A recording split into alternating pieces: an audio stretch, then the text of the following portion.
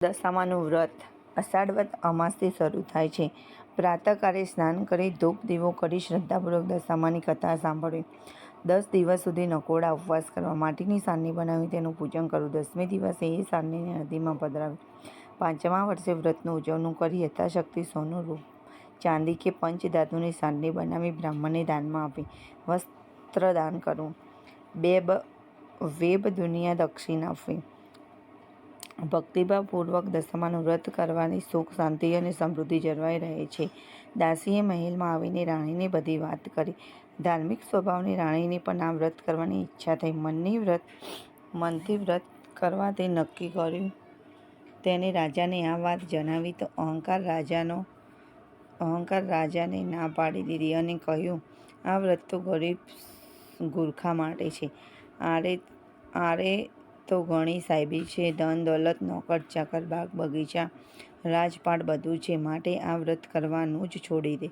રાજાના અભિમાનભર્યા વચન સાંભળીને રાણીનું દિલ દોરવાયું. એ જાણતી હતી કે મને ગમે તેવી સજાવટ છતાં અભિમાની રાજા એકનો બે થવાનો નથી. રાજાનો અહંકાર, ગર્વ અને અભિમાનમાં ચકચૂર થઈને દશામાના વ્રતનું અપમાન કર્યું. તેથી દશામાં ક્રોધનો પાર ન રહ્યો. માએ રાજાને સપનામાં આવીને બીજા જ દિવસે પડોશી રાજા લશ્કર સાથે ચડી આવ્યો. આવા અણધાર્યા હુમલાથી રાજા અભયસિંહ ગભરાયો. જીવ બચાવવા માટે રાણી બંને કુંવરોને લઈને જંગલના રસ્તે ભાગ્યો. રાણી અનંગસેન આ મનમાં સમજે છે કે પોતાના પતિનો કરેલો દશામાના વ્રતના અપમાનથી આ દશા પ્રાપ્ત થઈ છે. ઘોર જંગલમાં રાજા રાણી ઉઘાડા પગે ચાલ્યા જાય છે. પગમાં કાંટા કાંકરા ભોંકાય છે. દુઃખ અને થાકનો પાર નથી. કુંવતો તરસ્યા થાય છે. એટલામાં એક વાવ આવી. રાજા પાણી લેવા માટે વાવમાં ઉતર્યા તો દશામાને અદૃશ્ય કરીને બંને કુંવરોને ખેંચી લીધા. કુંવરોને અદૃશ્ય થઈ ગયેલા જાણી રાણી વિલાપ કરવા લાગી. રાજા પણ મનમાં સમજી ગયો કે નક્કી આ દશામાનો કોપ છે. એ રાણીને આશ્વાસન આપતા સમજાવે છે કે જેને આપ્યા એને લઈ લીધા, હવે એ જ આપશે. રુદન કરતી રાણીને સમજાવતો રાજા આગળ ચાલ્યો. થાકના લીધે બંનેના પગ ઘસડાય છે. પગમાં વેઢાના કાંટા ભોંકાઈ ગયા છે. એની પીડાનો પાર નથી. રસ્તામાં એક વાડી આવ્યો. રાજાને થયું કે હાશ, બે ઘડી વિસામો તો મળશે. પણ રાજાએ વાડીમાં જેવા પગ મૂક્યા તો ખીલેલા ફૂલો કરમાઈ ગયા. વાડીનો માળી વિચાર કરવા માંડ્યો કે નક્કી આ માણસ પાપી પગલાનો છે. તેથી મારી લાકડી લઈને રાજા રાણીને મારવા દોડ્યો. રાજા રાણી માંડ બચીને ભાગ્યા. જીવનથી હતાશ થઈ ગયેલા ભિખારી જેવી હાલતમાં બંને એક નગરમાં આવ્યા. એ નગર રાજાની બહેનનું હતું. રાજાને આશા હતી કે બહેન જરૂર આશરો આપશે. તેને પાદરેથી પોતાની બહેનનો સંદેશો મોકલ્યો કે તેનો ભાઈ આવ્યો છે. બહેન પોતાના ભાઈને સોનાની ગાગરમાં સુખડી મોકલાવી અને સાથે સોનાની સાંકળ મૂકી. પણ સોનાની ગાગર પિત્તળની બની ગઈ, સુખડી ઈંટના કટકા બની ગઈ અને સોનાની સાંકળીના બદલે ફૂંફાડા મારતો કાળો નાગ નીકળ્યો. રાજા વિચાર કરે છે કે મારી સગી બહેન મને મારી નાખવા આવું ન કરે. નક્કી આ દશામાનો કોપ છે, કારણે જ આવું થયું છે. આવું વિચાર કરી રાજાએ ગાગર ત્યાં જ દાટી દીધી અને રાણીને લઈને આગળ ચાલી નીકળ્યો. ચાલતા ચાલતા એક નદી આવી. નદીના કાંઠે ચીપડાના વાડા છે. રાજા બે હાથ જોડીને વાડાના માલિકને કરગરવા લાગ્યો કે ભાઈ, 7 દિવસના ભૂખ્યા છીએ, દયા કરીને અમને એક ચીપડું આપ. ખેડૂતને દયા કરીને એક ચીપડું આપ્યું. રાજાએ નક્કી કર્યું કે આગળ થઈને થોડો વિશ્રામ કર્યા પછી ચીપડું ખાવું અને ભૂખ સમજાવવી.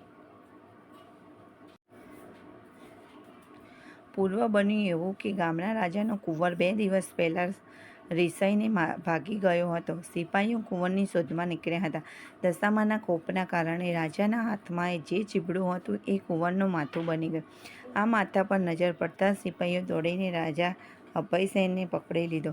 દોરડાથી બાંધીને લાતો મારતા નગરમાં લઈ ગયા. નગરના રાજા બધી વાત કરી. રાજાએ પોતાના કુંવરની હત્યા કરવા બદલ અભયસેનને કાળકોટડીનો હુકમ આપી બંદીખાનામાં નાખી દીધો. રાજા વગર વાંકે કેદ થયો. તેથી રાણી અનંગસેના પર દુઃખનો પહાડ તૂટ્યો. એ રોજ જંગલમાં જતી લાકડાનો ભારો લઈ આવતી. એ વેચીને જે પૈસે મળે એમાંથી પેટનો ખાડો પૂરતી. આમ દિવસો દિવસો પર દિવસો પસાર થવા લાગ્યા.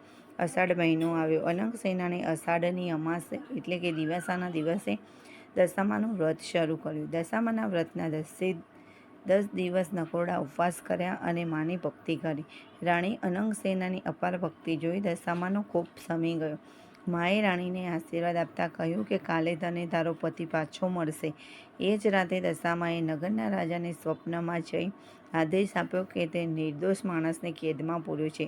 તારો કુંવર તો એના મોસાળમાં લીલા લહેર કરે છે. સવારે પાછો આવી જશે.